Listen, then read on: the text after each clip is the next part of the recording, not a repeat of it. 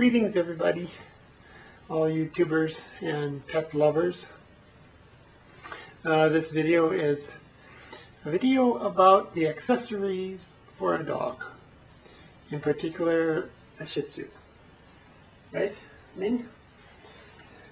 And Ming's going to help us out here. Say hi to the camera, Ming. So, mostly this is for Joe, all prompted by Joby 1. That's Ming having a drink.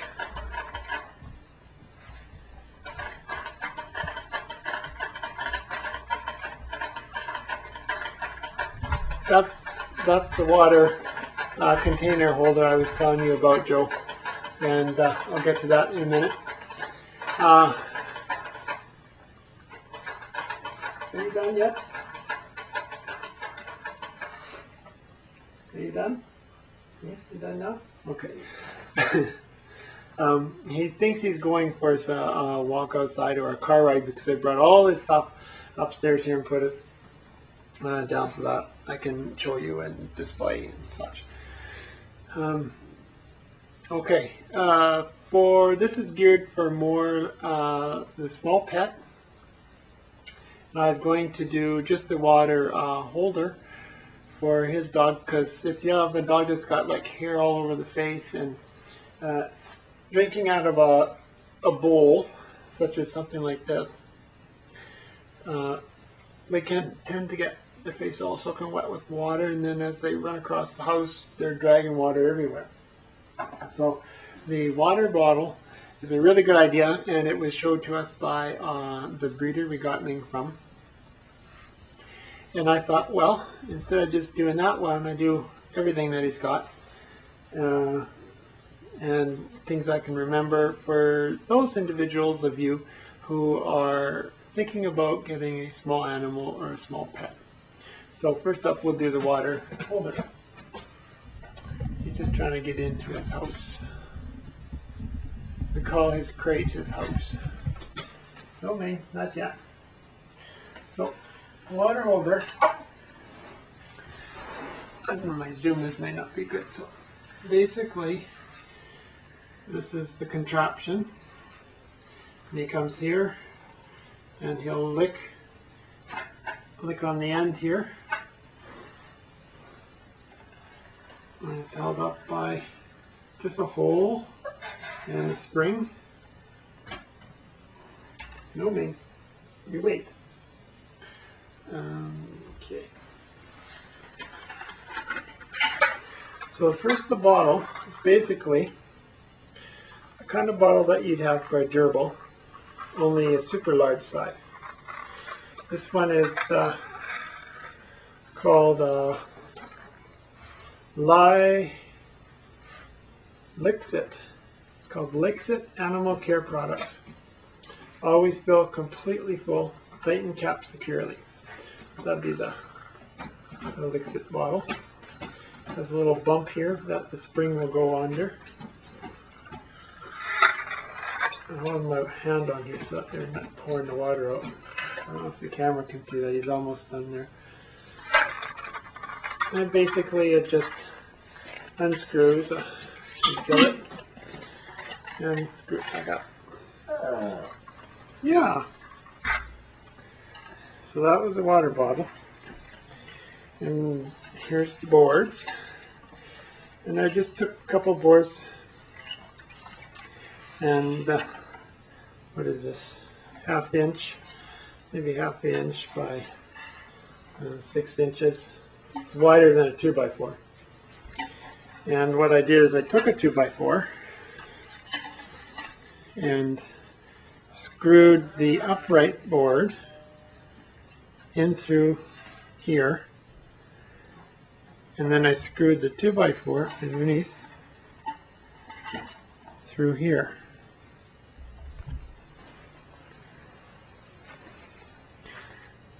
Bryan's place. Yeah. Oh, it's going to be backwards again.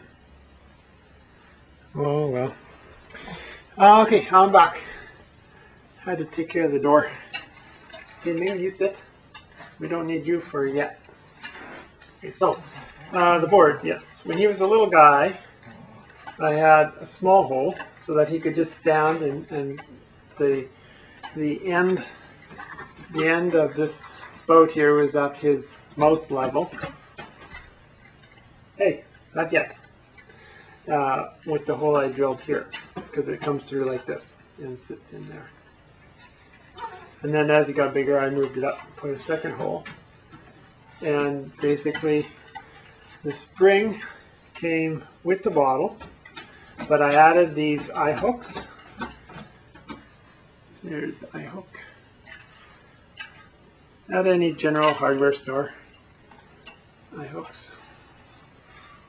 And this is screwed in to the front at the bottom into the 2x4, which is then screwed up by 2 screws underneath into the 2x4. Pretty sure there's only 2 screws, not 4. And then because when we got them at the time we had hardwood floors, I got the fabric chair coasters for underneath the chairs. I just bought a square and cut out 4 of them each. And that's the bottle thing. The length, I went here from back to the front. I just estimated it. And I made it long enough so that when he would stand on here, he'd also hold it down. With the little bowl in the front, like that, and then so he'd stand here and he could do his licking.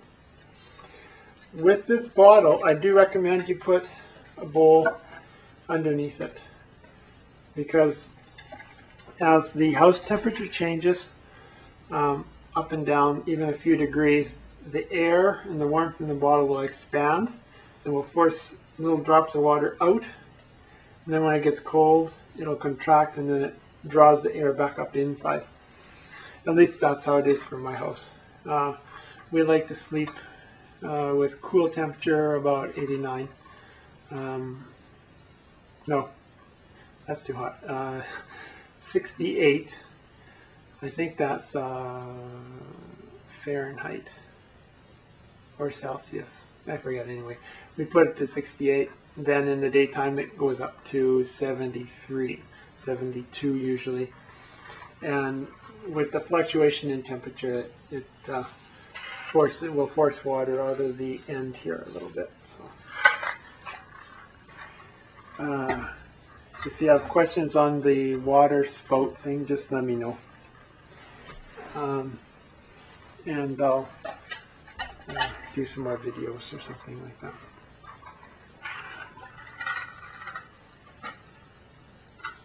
Just hook this back up here in case he wants another drink. Of course he wanted a drink. Okay, then you'll need toys. Yes, that's yours. Here we got stuffed doll, stuffed bear. It used to squeak, doesn't squeak anymore. There, you can have that. Assorted toys. The assortment of annoying toys. Hey, you love that, eh? Get out of there. Got the hamburgers. I don't know if you can read it. Doggy news. Doggy news. Banana doesn't squeak anymore. This ball is good because it's got the little nubs on it, and as he chews it helps to brush the teeth, as well as this here. It's called Nylabone. It's basically a synthetic bone shape. It's flexible, but he doesn't bite pieces off, and it has these little, I don't know if the camera can get it, I'm a little shaky. There's the little nubs on it. Sorry for the shakiness. And he chews on those, and as it rubs on his teeth, it helps to keep them cleaner. One big thing is cleaning teeth. You should brush the dog's teeth, because that can lead to lots of liver, I think it's liver disease. for big dogs or small dogs. It doesn't matter what kind. And when I talked to the vet, she basically was saying the outsides and the underneath sides, if you have a dog with underneath, like we have flat, we're for more eating nuts and that. We're not canines where they're pointed, designed for ripping and chewing, ripping parts. If your dog eats more soft, mushy food, then you may have more problem.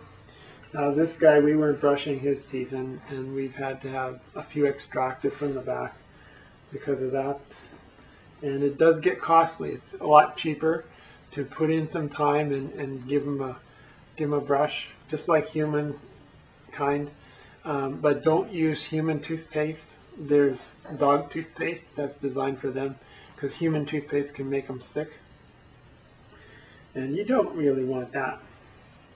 Another bone. This is just a plain smooth one. This is kind of fun. I think it's called a Kong, K-O-N-G. This is a small version and has a hole through it, hole on the top. Different sizes, so you can chew on this part or the big part. When we play with this and you throw it, because of its shape, it bounces off center, so he'll be heading straight for it, and then it'll go somewhere else and he has to zig after it. Also with the Kongs, they're designed so that you can insert stuff inside, like peanut butter or a dog treat, and they try and get that out, and it occupies them for some time too, because if they get bored, they'll chew, where this guy, he doesn't chew, he licks. We have carpeting in our house, so he's always licking the floor, the carpet, and we have to tell him to stop that. So that's the Kong. What else do you need? This guy got a small set of scissors. I do most of the grooming for him. He's cut all the hair around his eyes, his nose, his mouth, because if it gets too long, it'll actually go in his mouth and cause problems. I don't have a picture of him with his long hair. But the Shih Tzus are really designed for show dogs, bred for show dogs nowadays. Before, they were bred for warming the beds in the palaces, because they get their fur can grow like a foot longer, and they have like big mustache. You can make mustaches and whiskers, and he had bows that we'd put his hair in, and I should have a picture for that. Comb for the dog. I suggest the double tooth, where you have teeth that are wide, and then you have the teeth that are spaced real close together. And when I groom them, usually I go with the wide teeth first, and then follow up with the thinner teeth. Another good thing to have is a mat remover, because if you don't groom them and comb them, especially the long-haired dogs, the hair will start to bunch up and mat up, and it just compounds on itself. And with the carpeting, little hair carpet fibers get in there as well. So this helps to remove it easily. It's called a mat, a rake, I believe. Basically, it has these prong teeth, and on the underside, you might not be able to see it there. They're hooked. It has a hook, so you grab the hair and then you just kind of work the hook part under the mat, between the dog and the mat. So the mat's on this side and the dog's on this side. And then you just kind of rock it back and forth while gently pulling out. At least that's what I do. And I don't pull hard to cause pain to the dog, but as you're rocking it, their underside, you might not get it, the undersides are like little razors. There's a better shot. And they cut through a mat, and it'll come out. And then you can just take your comb. I do that a few times with this. Put it in and rock it, and then use the comb and can comb it out. And that's a good easy way to get rid of mats, and it saves the dog a lot of frustration and pain, and it saves you a lot of frustration and pain. It takes me about an hour or two with the hairs long. We like him with his hair about 3/4 inch long. It just takes not very much time to comb it through, just to use the comb, and it's a lot easier to maintain. The tail we leave long. Some people like to leave the hair long, others don't. Another good thing is called the Fantastic Brush. Some of you may recognize these from the olden days for removing lint. It's basically little teeth on a brush. So you go this way, it's smooth, this way is rough. And that's just for clearing hair off of your clothes. And I groom him on a towel, and I also brush that after a while. If you're doing the nails, I do his nails. And he has two kinds of nails, black and white. So I start on the white, and I look for where the quick ends. And the quick is basically the pink part on the nail. So I just go ahead of the pink part a little bit, so there's the pink of the nail, and then a little white, and then more of the rest of the nail, and I clip it that way. If you're going to do the nail, I do for me, I do the white nails first, then I do the black nails, taking off the same length from the end of the nail. So I'm taking off the same amount off of all of them. And sometimes, though, you do cut into the quick, and they do react. Some dogs will bite. Our guy, he kind of yelps a little bit and pulls his claw away, and then he's not as bad. But if you happen to accidentally cut into the quick, a good thing to have is Kwik-Stop. It's probably backwards. Sorry if it is. We'll see when I get it on the upload. It's called Kwik-Stop by Gimborn. Gimborn. Gimboin. Gimboin. Anyway, just go to your pet store and just ask for the Kwik-Stop. This one was $30, and I've had it for at least 10 years now. Basically, it's kind of like a sulfur base. I wouldn't recommend using just sulfur from a pharmacy store. Go and get the correct stuff. Okay, when your pet is outside, one of these works really dandy. You put it in the grass, just screw it into the grass, then you hook the leash onto the ring here. I think he needs to go to the bathroom, so we'll let him out. Call him back in a bit. What I do with his leash is I have just a standard leash, and with the swivel end and the clip. And what I do is I just take the handle, the loop of the handle, put it through, take the end of the leash and pull that through, and then that secures it onto the holder. And it's in the ground. You can only go however length you got, in that much in the direction all the way around, because this here, it spins around. So I take them out on the grass in the summertime and put the leash on. Excuse me. Another good thing we just got is, not just got, we've had this for a while. It's a walking leash that extends.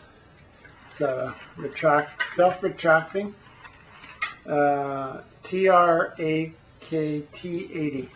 TRAKT80. And it has a lock where we can lock it. And just push this down and click this little one back, and then it just stays locked. And it won't come out until you release that. That's a good one. Ming, come here! For when walking, they have now biodegradable puppy bags, so you don't have to be scooping poop. You can just take the puppy bags in our area.